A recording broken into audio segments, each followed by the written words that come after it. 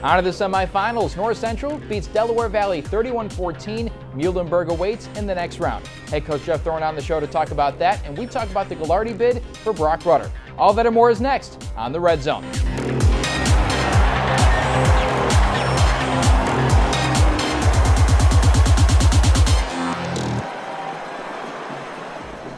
The presenting sponsor of the Red Zone is Athletico, the preferred provider of physical therapy and athletic training for North Central College.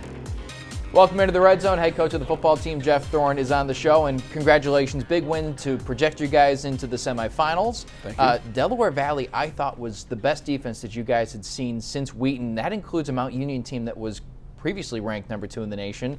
So you guys had your work cut out for you, and you still put up 31 points. That's a pretty impressive output. Yeah, we knew they were going to be really, really good coming in just from what we saw on tape. They've got 2 twin brothers they're outstanding on the edges and active and physical, relentless, and then their secondary, a couple Division I transfer type guys that made throwing the football difficult. And on top of that, they're long, so holes were not what we're used to seeing in the passing game, and they did a great job. I thought their front 7 was really, really difficult to run the football on, and it made life tough for us. Michael Nobile came in with 30.5 tackles for loss. I don't think he recorded one in this game. The offense, I think, was the lowest output that they've had scoring the football-wise, but to be able to mitigate his effect on the game had to have been huge for you guys. Yeah, we knew that he was the guy we had to control, and I thought we did a decent job of that, but then his twin brother had 2 sacks and made up for maybe what Michael wasn't able to get done. So, pleased that we were able to get 31 points and win. At the end of the day, it's win in advance at this point in the season. So I thought our defense played well and came up with some big stops down the stretch like they did 2 weeks ago against Mount Union. So it was a great win in front of a fantastic home crowd. It was really fun to be home for that one. We talked about last week after the Mount Union game, and even after this game as well, the ability to not allow yourself to slip back and kind of not gear up for this game the same way you did for Mount Union. The emotional letdown, if you will. You guys came out, you were still charged up and ready to go. Intensity was there. How important was that for you guys to make sure that people were ready to play? Obviously, it's a quarterfinal game. They're going to be ready to play, but really ready to play. That was big focus all week. The human nature is to relax a little bit, think you've arrived. And we talk a lot about being staying humble and hungry. And humility is part of that is just recognizing I don't know everything. I haven't arrived yet. And staying hungry is making sure that you want your next work be your best work and not worry about what you've done in the past. Somewhat of a what have you done for me lately approach, but I thought our guys did a nice job. It was the first time we've been stopped on our first drive all season long. And, part of me thought, okay, how are we going to respond to this? And the next drive we went and got points. Up 17-0 at halftime. They come out, they put 2 scores on us at 17-14, and now we're tested and we're challenged. And I was really proud of the way our guys responded to that, very similar to the way we responded at Mount Union. Defensively, I want to get to some stats. Ben Wong, 9 tackles in this game, led the team. Zach Butler, I thought, was one of the keys to this game. A sack, a pass breakup that could have been a touchdown, and this huge tackle on special teams that potentially saved a touchdown. And then Jake Beasley, a couple tackles for loss and 2 forced fumbles. So those 3 guys, we're going to talk about another guy and check the tape, but those 3 guys I thought brought a huge element to this football game that kept Del Val off the board. Yeah, no question. I want to point out Zach Butler, and Beasley's 2 forced fumbles were fantastic. I mean, he attacked the football on both of them. And the results, what you look for, what you coach. But Zach Butler has been unbelievable. He got his first start, I think, for the Wabash game. And he's been tremendous. At Mount Union, that last drive they had the 50-some yard pass.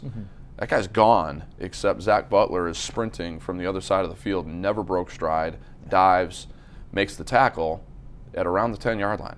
So they've got first and goal, and it gives our defense a chance to make the ultimate game-winning stand. This week, we kick off at the end of the half. There's not much time left, and made a mistake on the kick. Did not want to kick to their return man. Ball landed in his hands, and he's gone. And Zach dives and shoelaces him. And you mentioned his fourth down pass breakup that stopped another red zone drive. So he's been tremendous. And I can't say enough good things about him. offensively, and I can't believe we still haven't talked about Brock Rutter, but we'll talk about him and check the tape. But I do want to talk about Ethan Greenfield, because this is a guy that suffered some sort of dings in that Mount Union game, had to come out early. There was a lot of kind of, at least outside the building, is he going to play? Right. He plays. He puts up 28 carries, and he just grinded his way to a fantastic afternoon, I thought. You know, we needed it too. It's that fourth quarter, we've got a lead. We need to run some clock, and we can't just drop back and throw it every time. Incomplete passes, the clock stops. So giving it to Ethan and grinding out 3 yards, 4 yards, sometimes 1 yard. Yeah. That clock just keeps on running and running and running. He was fantastic again. 28 carries, 93 yards against that defense. That was quite a task. It was crazy to see how much his yards per carry came down, because it was astronomically high beforehand. But I do want to get into check the tape, so we're not quite done with Del Val, but we do have to take a break. We'll be right back on the Red Zone.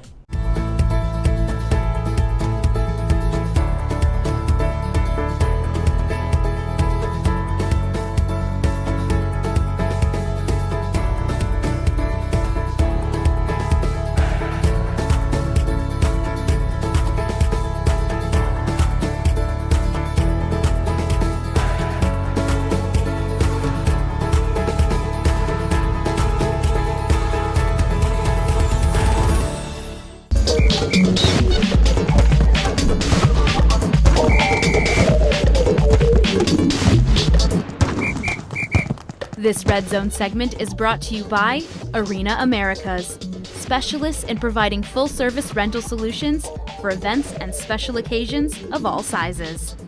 Welcome back, and now it's time to check the tape. And we didn't talk about Brock in that first segment, but we got to talk about him here.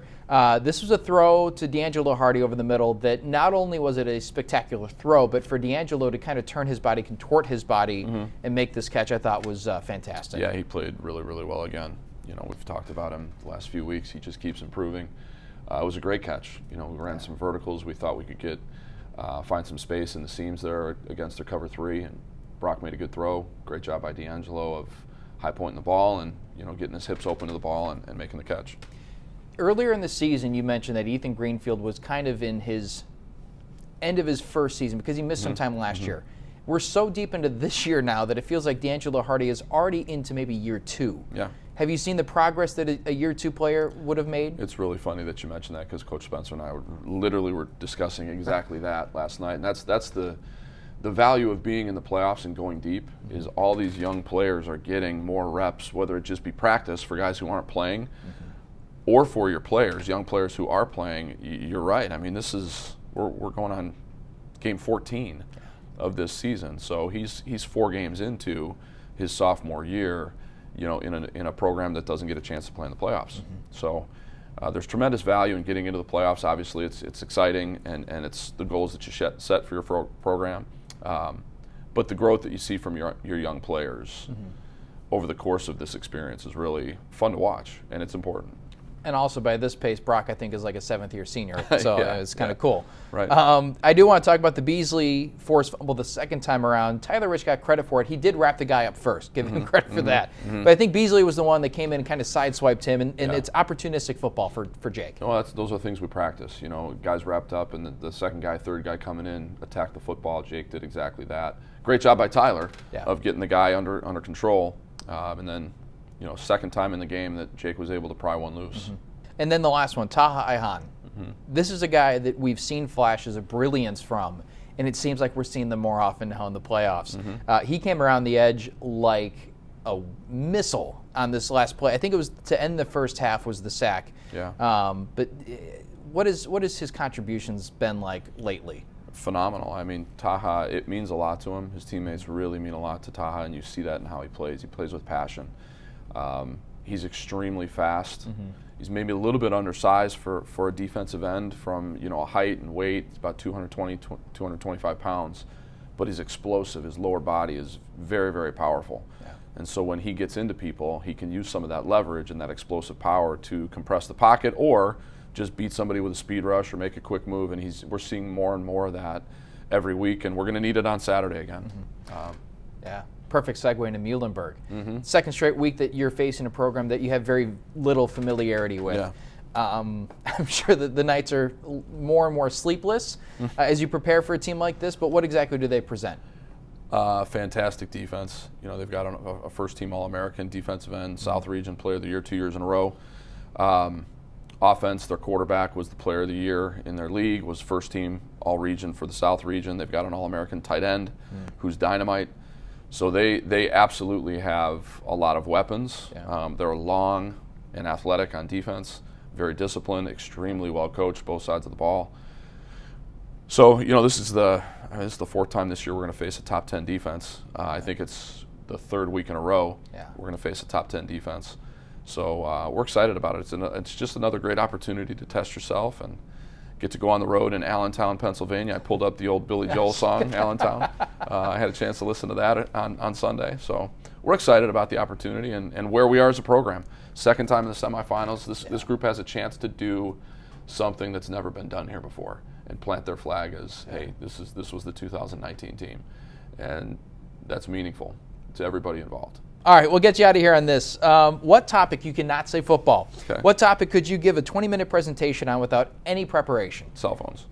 Really? No question. Yeah, I just, you know, having 3 teenagers in the house and being a dad and sharing these experiences with my wife and trying to, I feel like parents right now, especially my generation of parents, because we were on the front end of cell phones becoming what they are now. We're like parenting pioneers in trying to figure out how the heck do we go about raising, you know, godly children at a time when they've got all this stuff at their fingertips and it's really hard for us to maintain control. Yep. So yeah, it would be really easy for me. 30 minutes, 45 minutes, do I get that much time? Sure, it'll be a TED Talk. Yeah, we'll make it exactly, a TED Talk. There you go. Well, Coach, best of luck in Pennsylvania against Muhlenberg. And again, Kevin. 4th straight week. Hopefully we'll see you next week. Absolutely. Coming up next, we'll have a couple of guys joining me on set. We'll be right back on the Red Zone.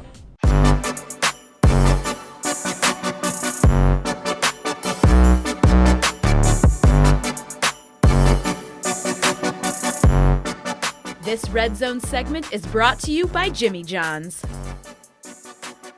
We go to the defensive side of the football for our play of the game. After Delaware Valley ripped off 14 unanswered to start the second half, North Central was tested. But Jake Beasley had the master key. He aces the test with his second forced fumble. This one recovered. And that's why he earns the Red Zone's top marks. Welcome back on the Red Zone. Ricky Strba, Ben Wong on the show. Both first-timers, which I cannot believe. A senior and a junior guys have been contributors for years. Especially Rick, I can't believe this is your 5th year with the program. You've never been on the have you just been avoiding us? Yeah, I've been dodging it for 5 years. You finally caught me. I knew you didn't have class today, so then I finally got you on. You got me. All right, let's break down this game. Delaware Valley, I felt like this was the best defense that you guys had seen since Wheaton. They hit hard, they ran fast, and they kept you to 31 points, which is a pretty Herculean feat.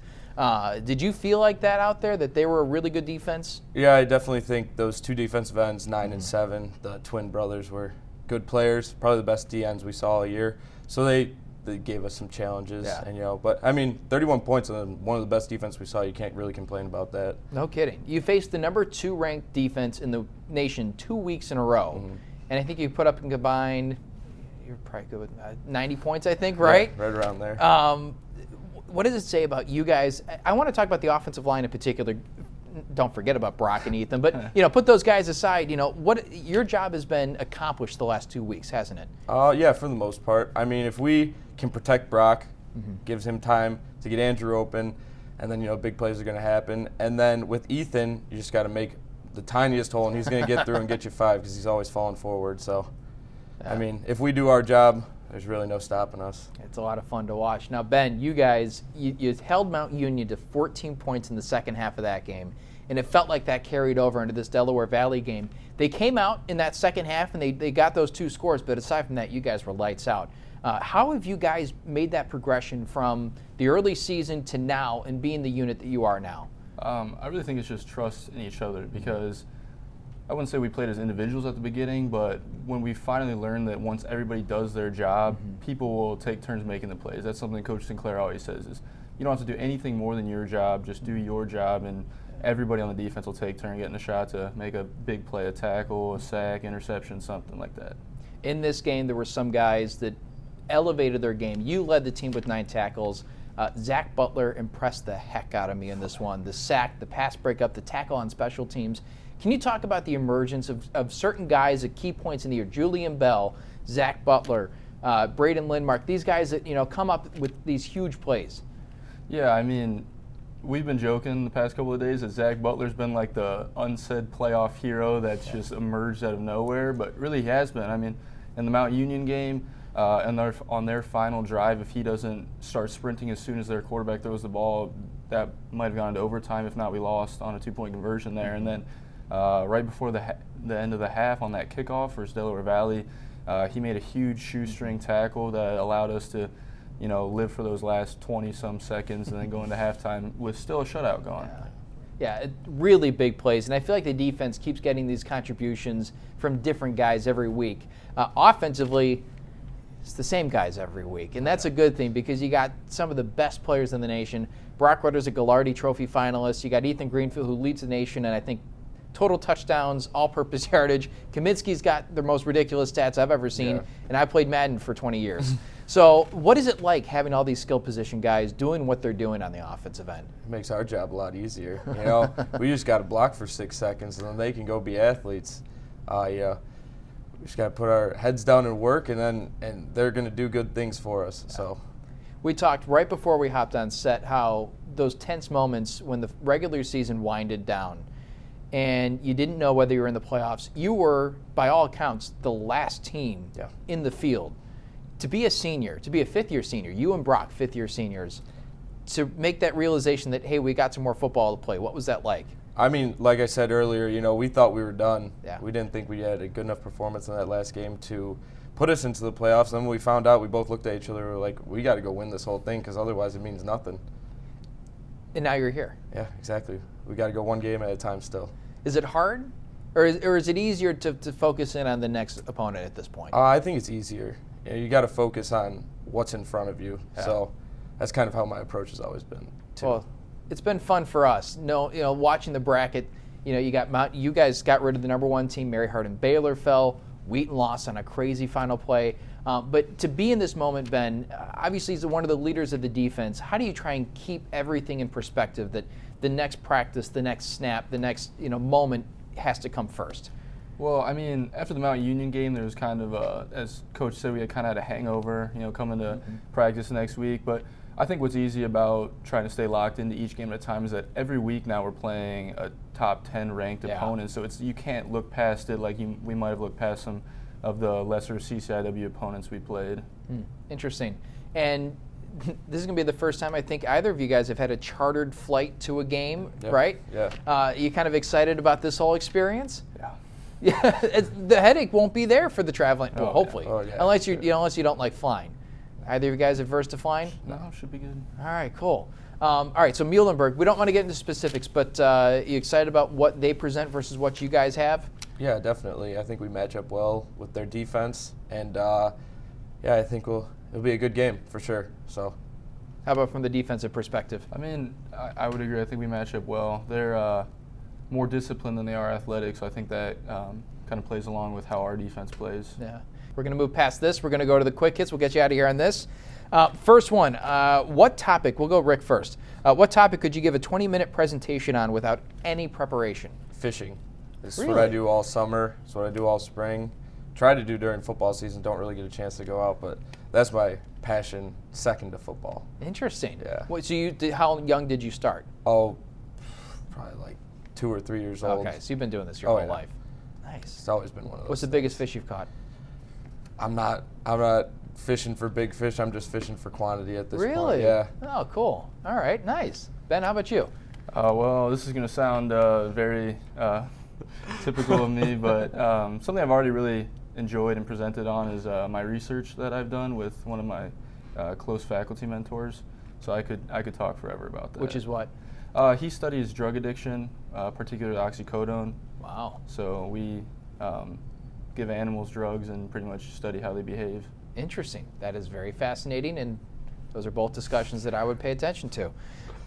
What food item, Ben, we'll start with you for this one, do you enjoy that others may think is kind of odd? Well, something, I don't know how many people would think it's odd, but I always catch grief for it, is I put a lot of fruit on my cottage cheese. Fruit on cottage cheese. Yeah, and I love it, and I thought it was normal, but every time I do that at Kaufman, people somebody's like, what is that? Like, well, for me, the sticking point is the cottage cheese itself. I can't get around the texture of that. I mean, it's something that my parents made me eat growing up, and Really? I've always just enjoyed. I know it's good for you, so it stayed in my diet. Interesting. Rick, how about you? I love mayonnaise, so I put it just about on everything. So the weirdest thing I put it on, and one of my roommates does the same, it's breakfast sandwiches from Dunkin' Donuts. It's like a double sausage sandwich. I actually had one this morning. Yeah. With mayo. Yeah, with mayonnaise. And who's the roommate that does it with you? Spencer Hobson, former player. Yeah, That's he's awesome. the one who showed me it, and it's been a thing ever since freshman year. Not even mixing like mayo with like ketchup. I could see just mayo. Just mayo. Yeah. All right. All right. Last one. Best Christmas gift, Rick. I'd say a couple years ago, my parents bought me a pair of cowboy boots, and I still have them, and they're like prized possession of mine. I love them. I always wanted to be a cowboy when I was little. Really? Yeah. All right. You still could, I guess, right? Yeah, I guess so.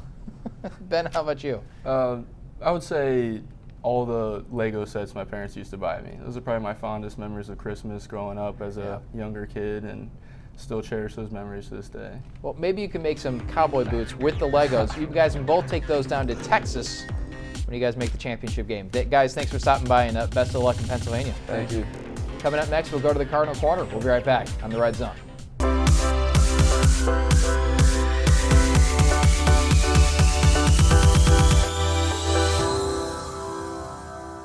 This Red Zone segment is sponsored by Belgio's Catering. All right, I know we don't need to tell you guys why Brock Rutter is deserving of the Gallardi Trophy, but let's dive into his case anyways. The guy is good, as in historically good. He's the program leader in pass efficiency, pass attempts, pass completions, completion percentage, yardage, and touchdowns. Ooh. He also holds all the single season records and all the single game records, except attempts, because who needs to attempt 60 passes when seemingly half your throws go for 50-yard touchdowns? As for the national perspective, the gunslinger is the active leader in yardage across all levels of the NCAA, with almost 14,000 yards. He's second among D3 quarterbacks in touchdowns, pass efficiency, and yardage to 3 different quarterbacks. So yeah, I know I'm preaching to the choir here, but give the man some hardware, and maybe an NFL tryout. Just not yet, though. The Cardinals still need him for a few more weeks. And to close out the Red Zone, Clark Dusher on the show. And Clark, it's a very busy time. But at the same time, a lot of the winter sports are either gone or on break. But I want to start with men's and women's wrestling because last week there was a ton of action here inside Res Rec. A lot of good action for these men and women team.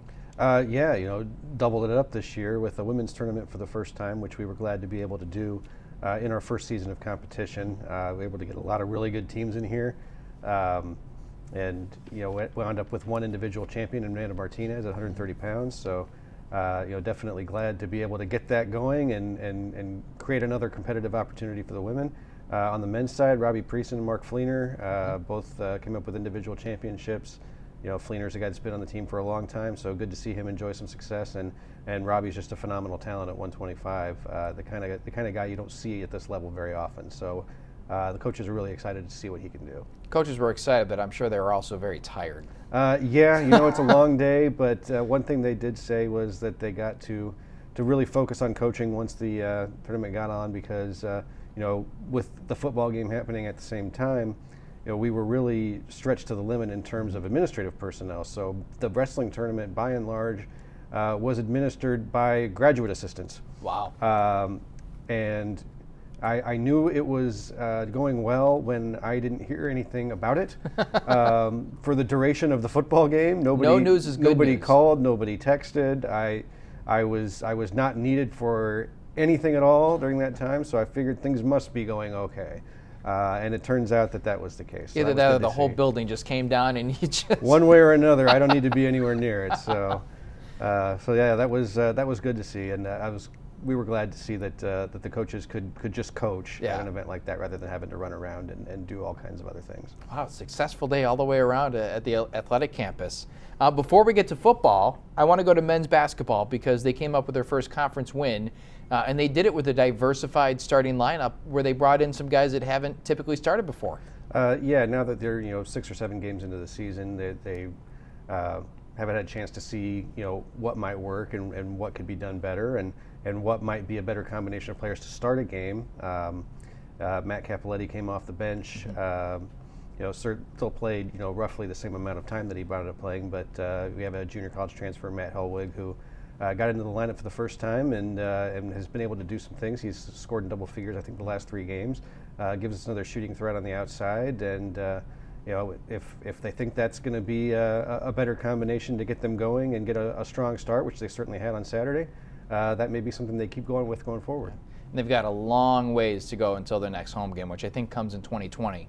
Finally to football. And I know you and Jim Miller, the athletic director, and everybody associated with the program are trying to bolt down some of the finer details of the trip, but what exactly is going on to try and get this team to Pennsylvania? Well, this game is an ESPN game, and with that comes a whole different level of preparation and review and getting a crew that's not really familiar with the team or even Division III football. This is a crew that primarily covers Division I games throughout the season. So we're providing probably more information than we would have during the year, just because there's just a lack of familiarity. There's a lot to catch up on. So there's a lot of conference calls and a lot of submissions of information and content and photos and all that good stuff. I think it's going to result in a really great product. Hearing some of the discussions of the things they're planning to do, there's always a very quick turnaround for the team that wins for the next week in Texas, because the game being on Friday and some of the other things that are required of the teams during the week. So trying to get a jump on that so that the team that advances will be prepared to make that a great experience for the student athletes come next Friday down in Texas. So definitely a lot going on. ESPN's very organized in those situations. They do this every week. So we're definitely excited to see the kind of product that they can put together. So, and then the actual product on the football field, because this is a place where the Cardinals have only been to once before. What's the anticipation like, trying to not just get to this level, but get to the Stag Bowl? Well, there's some unknowns there, because you have a new opponent that you've never played before, a team that's also pretty new to this stage of competition. There's a lot we don't know, and definitely a facility that has not hosted a game like this before. So we're sure that they're going through some administrative stress trying to get everything squared away, but definitely a different animal than the last time we did this. You're going into as reputable a program as there is at this level, and it also snowed a lot. So we're not expecting any of that this week. Certainly weather forecasts can change. We might get a little bit of rain on Saturday, but we're expecting a little less of a challenge as far as that's concerned. So it's a very different animal, despite the fact that it's the same level of competition. So we'll just have to see what happens. Awesome. Well, I'm excited. This is going to be a fun game. We'll get you out of here on this, your quick hit. What topic could you give a 20-minute presentation on without any preparation? Well, I do this almost every day on different things that I have to be knowledgeable about and talk to people around campus, around the community, members of the media, without a whole lot of preparation sometimes. But if I'm getting away from that, it's probably movies. That's one of the things that when I tend to want to know more about how they get made and those kinds of stories, because that's kind of what I do here. So that's just where my interest lies. So I tend to try to find out those kind of details, when I see a new movie, and generally I have more information than most anybody else would care to hear when it comes to something like that. Interesting. Who's your biggest snub for the Golden Globes? I don't know. It's football season, Kevin. So there hasn't been a whole lot of time for that lately. Well, I'll ask you after the new year. How about that? Sounds good. Awesome, Clark. Thank you so much for hopping on. And again, hopefully we'll see you next week. Certainly. That's it for this episode of the Red Zone. The Cardinals get Muhlenberg in the semifinals. They travel to Allentown, Pennsylvania, kickoff at 12, and the game on ESPN3. Until next week, I'm Kevin Jackman, and this has been the Red Zone.